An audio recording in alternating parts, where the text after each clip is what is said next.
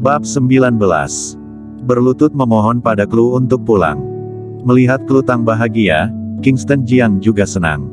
"Kingston, aku bisa pulang, aku sudah bisa pulang." Klu Tang terus bersorak, seolah-olah dia adalah gadis kecil yang dihukum dan telah diampuni oleh keluarganya. Kingston Jiang tidak banyak bicara, hanya memeluknya erat-erat. Setelah Cody Tang mengetahui lokasi Klu Tang, dia mengemudikan mobil ke Kowloon Street. Ada juga banyak orang dari keluarga Tang yang ikut. Graham Tang, putra Cody Tang, dan Lawrence Lee, istri Graham Tang. Claudie Tang, putri Cody Tang. Selama ini Cody Tang selalu menjabat sebagai direktur pelaksana dari Yongle Tangs Group. Mobil yang dikendarainya juga sangat berharga, sebuah BMW seri 7, bernilai jutaan yuan. Di dalam mobil, Graham Tang mengeluh, "Apa yang kakek lakukan? Bagaimana bisa membiarkan Klu Tang pulang? Ayah, ketika Klu Tang pulang, kamu pasti harus menyerahkan kedudukanmu sebagai direktur pelaksana. Kita tidak bisa membiarkan Klu Tang pulang."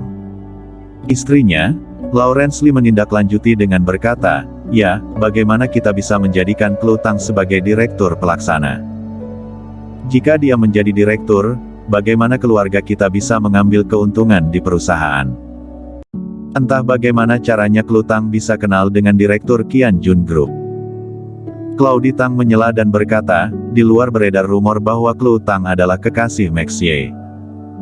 Cody Tang menyela semua orang, dan berkata, "Sudah cukup, jangan banyak bicara.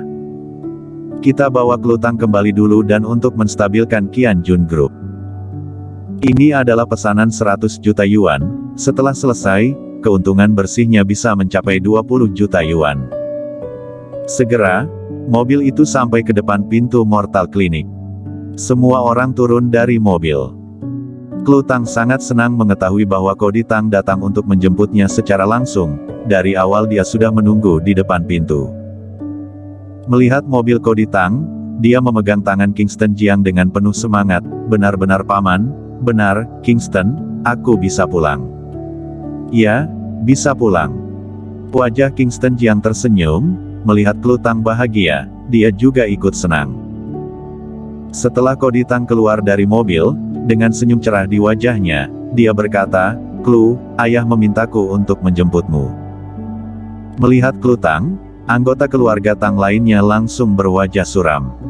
Pembawa sial inilah yang menyebabkan keluarga Tang hampir hancur.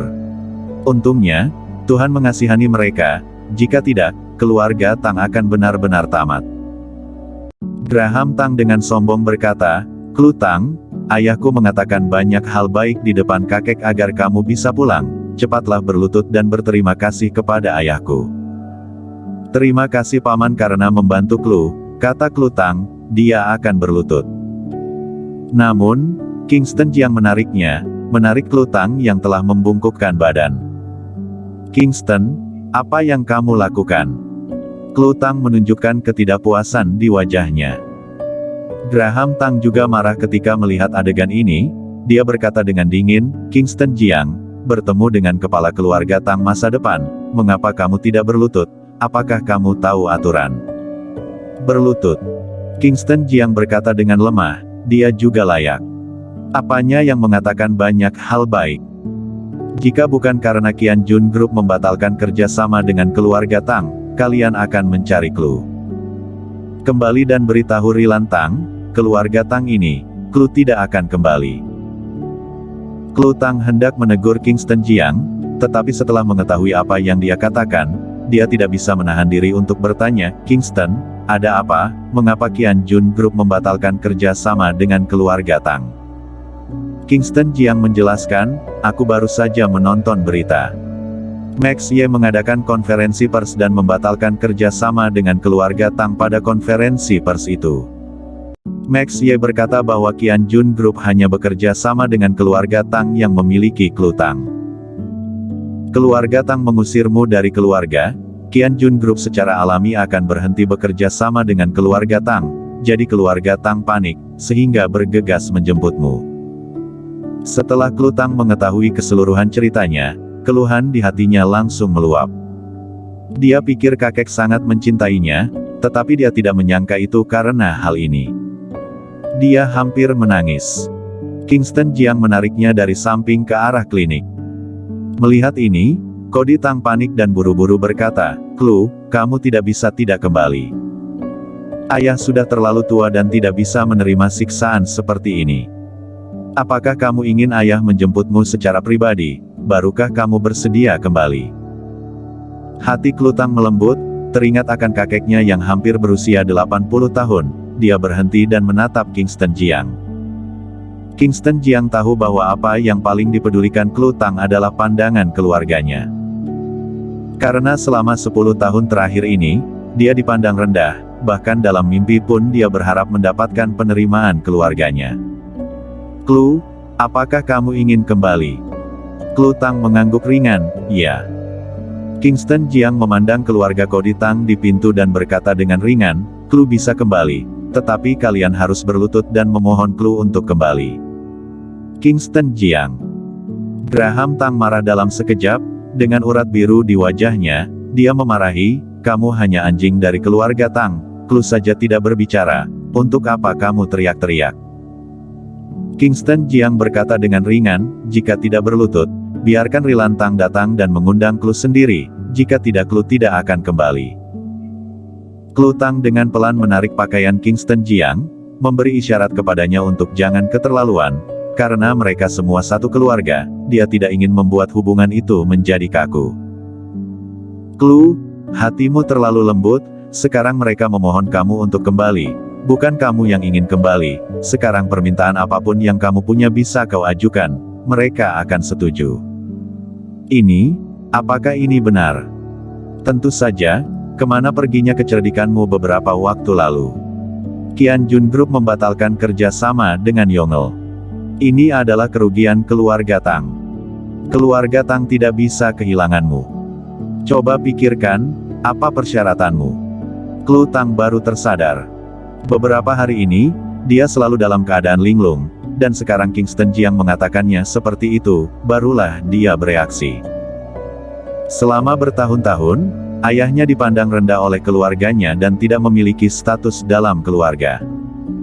Meskipun dia adalah manajer di perusahaan, dia tidak memiliki saham sedikit pun. Karena itu, entah sudah berapa kali orang tuanya bertengkar. Dia berpikir sejenak dan berkata, "Aku bisa kembali. Kembalilah dan beritahu kakek, berikan ayahku 10% saham di Yongel Tangs Group. Jika kamu setuju, aku akan kembali. Jika kamu tidak setuju, aku tidak akan kembali." Selain itu, dia harus berlutut. Chloe Tang menunjuk ke Graham Tang. Selama bertahun-tahun, dia sering disudutkan oleh Graham Tang, dan Graham Tang selalu membuat masalah untuknya. Bahkan di jamuan makan keluarga, dia juga sering mengkritik ayahnya. "Apa?" Mata Graham Tang tiba-tiba membelalak. Plak. Cody Tang menamparkan dahi Graham Tang, dan berkata dengan marah, "Cepat berlutut dan akui kesalahanmu pada Chloe." "Ayah, apakah kamu tidak salah, memintaku berlutut padanya?" Graham Tang berteriak. Cody Tang menamparnya lagi, sambil terus mengedipkan mata padanya, dia berkata dengan suara rendah, "Berlututlah, apakah kamu ingin keluarga memberi Tanner Tang 10% saham?" Mendengar ini, Graham Tang pun mengerti, dia tiba-tiba berlutut di tanah dengan wajah sedih, "Adik Chloe, aku salah, semua salahku. Aku berjanji, aku tidak akan membicarakanmu lagi. Tolong, pulanglah. Beberapa hari lagi adalah ulang tahun kakek yang ke-80, tidak bisakah keluarga kita berkumpul kembali dengan baik-baik?" Sebelum Chloe Tang berbicara, Kingston Jiang berkata, "Tidak bisa, Chloe sudah bilang, dia akan kembali jika setuju memberi saham, tapi dia tidak akan kembali jika tidak disetujui." Bloody, tutup, hari ini tidak buka. Setelah berbicara, dia menarik Chloe Tang ke dalam klinik. Bloody datang dan menurunkan pintu tarik klinik. Di klinik, wajah Chloe Tang penuh kekhawatiran. "Kingston, apakah kakek benar-benar akan memberikan bagian saham pada ayah?" Kingston Jiang berkata dengan tegas, "Selama kamu tidak kembali, kakek akan memberikannya. Kali ini kamu tidak bisa mengalah." Mendengar ini, Klu Tang berkata dengan senyum puas di wajahnya, dengan cara ini, ibuku tidak akan merendahkan ayahku, sehingga status ayahku dalam keluarga bisa naik. Kingston, terima kasih. Kingston Jiang memegangi wajahnya dan berkata, untuk apa kamu berterima kasih padaku? Itu tidak ada hubungannya denganku. Jika kamu mau, terima kasihlah pada Max Ye. Klu Tang bingung lagi. Dia tidak mengenal Max Ye, direktur Qianjun Group, tapi mengapa Max Ye begitu baik padanya? Bersambung.